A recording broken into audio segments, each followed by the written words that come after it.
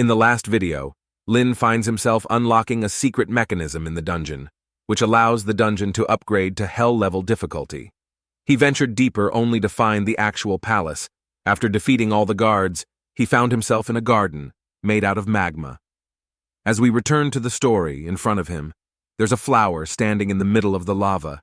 Just as he is about to pick it up, a gigantic hand of flame suddenly reaches out, launching a fierce swipe at him. Instinctively, he quickly stepped back to dodge the lethal strike. He followed up by summoning several skeletal mages, who began casting spells the moment they materialized. Wisely, Lin did not summon fire element mages, fully aware that the creatures in this dungeon would certainly have fire resistance.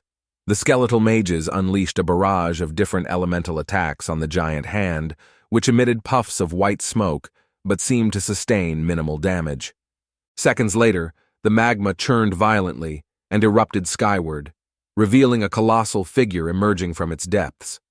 When Lin cast a detection spell, he was slightly surprised that this mob was the fire god's palace gardener, not exactly the final boss, but rather a leader level. Although it didn't possess any special skills, the gardener's strength and vitality attributes were as high as 20,000. Strangely, his chest appeared hollow, but upon closer look, the flower that had been floating in the lava was pulsating in the giant's chest with every heartbeat. Before Lin could react further, the giant roared and columns of fire shot up into the sky, turning the entire garden into a rain of fire. Instantly, 4 of the skeletal warriors standing at the very front were annihilated. Lin was somewhat frustrated. Normally, he would steamroll these dungeons, simply relying on his legion of skeletons, and his gangbang tactic always works like a charm. But this time, it's a little different. Although he could summon all of them at once, defeating this giant would take quite some time. Meanwhile, the summoned skeletons would continuously take damage from the dungeon. With this in mind, he decided on a much more efficient way. He summoned a few more skeletal warriors to retrieve the remains of the palace guards, since those would come in quite handy. As the skeletal warriors hastened towards the back, the giant gardener launched another attack, and in response, Lin raised his hand and unleashed the soul flame. The intense pain halted the giant's attack, eliciting a furious roar as he glared angrily at Lin.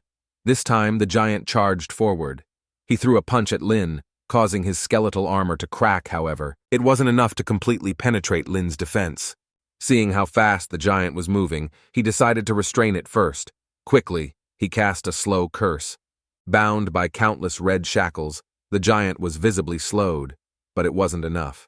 Lin could only buy time, knowing well that defeating the giant like this would certainly take too much time. Soon, the skeletons returned, dragging the bodies of the fallen palace guards. As they tossed the bodies towards the giant, Lin lifted his hand. With the corpses scattered around the giant, followed by several explosions, he unleashed Corpse Explosion. Magma splattered everywhere, and the giant's body was now riddled with cracks, from which flames burst forth relentlessly. It was clear that the giant was injured. Without missing a beat, Lin continued using the same tactic. With a second wave of corpse explosions, the skeletal warriors had enough time to close in on the giant. As the smoke cleared, several of them leaped forward, brandishing their great swords, and struck furiously at the giant with Rampage Strike. Several minutes later, the giant finally fell, and Lin received the system notification. Fire God's Palace Gardener defeated, experience gained 2.16 million, while also obtaining 2 rare items, one of which is a Fire God key, and the other being the Fire God flower. Lin finally took a moment to catch his breath. When he examined the 2 items, he was surprised.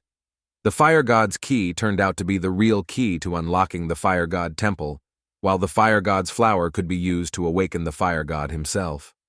Lin carefully picked up the 2 items, but in the next moment, scorching magma erupted from all directions, almost like it was about to engulf the entire garden.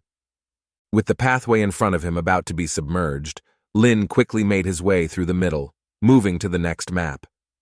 As Lin ventured deeper, the temperature soared, and the air became blisteringly hot. Every time he took a breath, he could feel that he was breathing fire. The continuous damage also increased. This caused him to reconsider that if the nightmare difficulty required 2 healers, hell-level difficulty would demand at least 4. Even Lin found himself struggling against the continuous fire damage, as he had to continually reinforce his skeletal armor. Even with high spirit attributes and mana, however, in hell-level difficulty, he can't use any consumables, and opening the inventory was impossible. Thus, he had to hasten his pace. Approaching a cascading waterfall made out of magma, he mused that this might be the most challenging dungeon he had ever encountered. Soon, he reached the deepest part of the dungeon where the massive eye, which was on the palace before, slowly opened. As the eye emerged from the waterfall, he finally saw the creature's full body. It was a one-eyed creature composed entirely of giant boulders, with magma flowing across its body. This was the Lava Giant, a hell-level boss, who boasted attributes even higher than the previous gardener, with strength and vitality reaching 25,000, while also possessing 3 powerful skills and a special trait that enhanced its fire elemental damage. Lin found this a bit odd. He wondered if this was perhaps the final boss. But here's the question, why isn't it called the Fire God? Remembering the item dropped from the gardener, the key mentioned something about unlocking the Fire God Temple. Could the Fire God's palace and the Fire God Temple be different dungeons? Well, he would have to conquer this dungeon first to find out. Right now is not the best time to think about these things, and he need to focus on what's ahead. The Lava Giant launched its attack. A fire beam was shot out from its massive eye. This was its first skill, Death Beam. The skeletons at the forefront were annihilated instantly, and Lin himself barely avoided having his skeletal armor shattered by the attack. He quickly donned another layer of armor, realizing that neither he nor his skeletons could afford to take hits from the boss directly anymore. Time was running out, and he couldn't afford to waste it. There's no reason to hold back. Seconds later, he summoned his scythe, ready to go full out. Using the soul summoning skill, he called forth the battlefield Ghost Emperor, making its first appearance since he had slain it in the Yuan battlefield.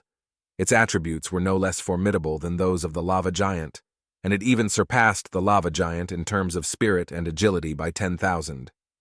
But Lin wasn't done yet. With his command, "Wakey, wakey, it's time for school," he raised his hand and commanded, "Rise, my soldiers!" Instantly, all the skeletons surged forth from his summoning space. With the Ghost Emperor leading the way, behind him marched the legion of skeletons, each with weapons drawn. All seemed thirsty for some juicy loots. And with that, we reach the end of this chapter. Unfortunately, here's some bad news. The studio released another notice, and seems like we once again will only be getting 1 chapter this week.